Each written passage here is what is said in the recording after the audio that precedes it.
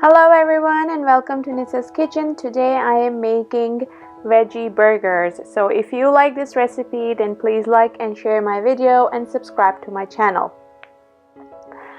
To begin, I'm going to start with 1 cup of broccoli. Then I'm going to take 1 cup of Brussels sprouts that I have cut in half. I'm also taking half a cup of parsnips. Then I'm taking about 2 cups of these red, beautiful, gorgeous carrots. I'm also taking half a cup of these beans. And then I'm taking about 2 cups of mushrooms. I'm taking oyster and shiitake mushrooms. You can use any other mushrooms you want. You can even adjust the amount of mushrooms you want. The second batch of vegetables I'm taking is 1 zucchini, 1 potato, 1 medium onion, and then I'm taking 2 cloves of garlic that I've cut in half. I'm going to start chopping everything up. I'm going to begin with my greens.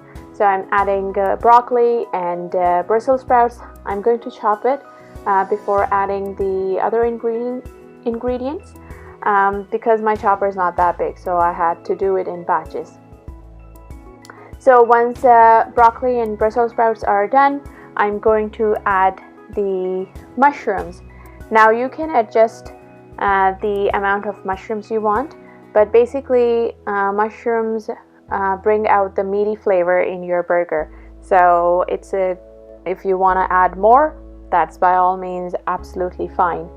So I'm going to add mushrooms and then I'm going to chop that as well until they're finely chopped. And then I'm going to add the second batch, not the second batch, but the rest of my ingredients, which are the carrots, the beans, and the parsnips. Once that's done, so this batch is finally done, I'm going to take all of this out in this big bowl, and then I'm going to start on the second batch. And the second batch includes the zucchini, the onion, the potato, and the garlic. So I'm going to also chop all these finely, as fine as I can, and then I'm going to bring all that in a big bowl. So after it's in this bowl, you're going to mix everything up, and once it's mixed, we're going to spice things up. So to spice things up, I'm adding half a teaspoon of turmeric powder, half a teaspoon of coriander powder, and then almost 2 teaspoons of red chili pepper powder. You can adjust the spice level to your liking. Then I'm adding 1.5 teaspoon of cumin seeds. After that, I'm adding 1/3 teaspoon of garam masala. It's a mixture of some spices in South Asian cooking. I'm also taking 1/3 teaspoon of chaat masala. That's also a mixture of spices in South Asian cooking. And then I'm going to mix everything really well and thoroughly so all the spices have come together and they're then hanging out with the rest of the vegetables. Once all that is done, then we're going to start preparing a baking sheet. So I'm going to put foil in my baking sheet because I don't want to scrub it after all the vegetables are baked. The reason we need to bake these vegetables because they have a lot of moisture in them, and all that water is going to make it really, really hard to make the burgers. So we would bake these, and I'm going to bake these on 400 degrees Fahrenheit for about 45 to an hour. And while this is baking, I will get started on the second part of the burgers, which are the chickpeas. But before, I'm going to put this pan in the oven, and because they take a lot more time to cook than the chickpeas, they're in the oven first. And then I'm going to prepare the second sheet for the chickpeas. Again, I've lined it with foil so I don't have to clean it up too much. Then I'm taking 2 cups of black chickpeas. I'm taking black. You can use white chickpeas if you want, or lentils if you want. A lot of people use beans. I can't have beans, so I'm taking black chickpeas. Though they go in the oven as well. When they are in the oven, I'm going to take this time and pull out the veggies and mix them up a little bit, so whatever vegetables haven't been cooked yet will get evenly cooked as well. And once all of this is cooked, so I let the vegetables cook for about half an hour before I mix them up, and then I let them cook about half an hour again. And after that, I took out both the vegetable pan and the chickpea pan, and I let it cool.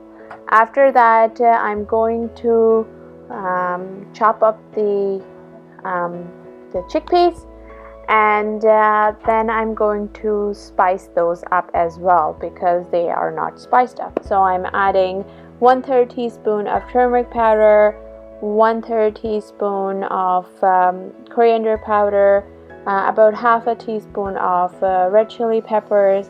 I've added half a teaspoon of cumin seeds, and then a pinch or two of garam masala and a pinch of 2 of chaat masala. The reason I'm not adding too much is because there's a whole lot of stuff in the veggies already, so this doesn't need too much right now. Then I'm going to mix it up, and then I'm going to take it out in the bowl that already has the veggies in there. And at this point I realized that I haven't added 2 of the very main ingredients in this, so then I'm going to do it in the next slide, which is here. So I chopped up some walnuts. I'm taking about half a cup of walnuts. You can take pine nuts if you wanted. I'm taking walnuts. Once the walnuts are chopped up, I'm going to add some of the batter from the mixture of the veggies and the chickpeas in the chopper, and I'm also going to add chia seeds. So chia seeds, as I'm adding here, and you will see, are an ancient grain that people have recently rediscovered. They're very good for your health, and people eat them with all sorts of things in smoothies and in their cereal bowls. But what they would do is suck up all the moisture that is in the vegetables, and they will make them help the burger bind better. So once everything was mixed up, I halved the mixture. I kept 1/2 to make something else for later use, and for this half I'm going to make the burgers. As you can see here, everything is nice and binding and it's not falling apart. So I'm going to use this weighing machine to measure exactly 5 pounds of the mixture, and this mixture made me about 7 veggie meatballs. And now I'm going to show you this amazing burger making equipment that I really use. I bought it on Amazon, but if you can buy it in any other store, then by all means you can do that too. But I find it really handy. So this comes with these parchment papers. So I'm going to line this the little bottom disc with the parchment paper. I'm going to take my little ball of 5 pounds and I'm going to press it a little bit, and then I'm going to take this other part and just press it with all my hand power. And once that is done, I'm going to take it out, and there you go. You have a perfect burger.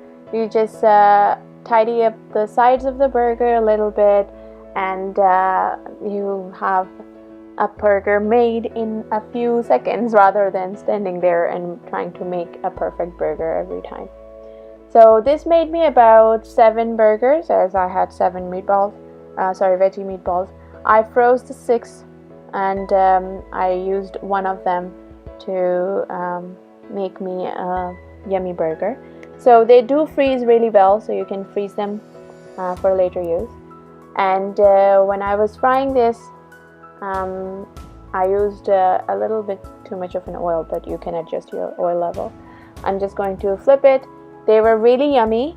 My dad actually tasted them, and he couldn't guess that these were veggie burgers. He actually said to me that there is meaty flavor in it, and I couldn't recognize that it's veggie burger, so that's a good thing. If you like this recipe, then please like and share my video and subscribe to my channel. Don't forget to hit the bell icon. Until next time, take care.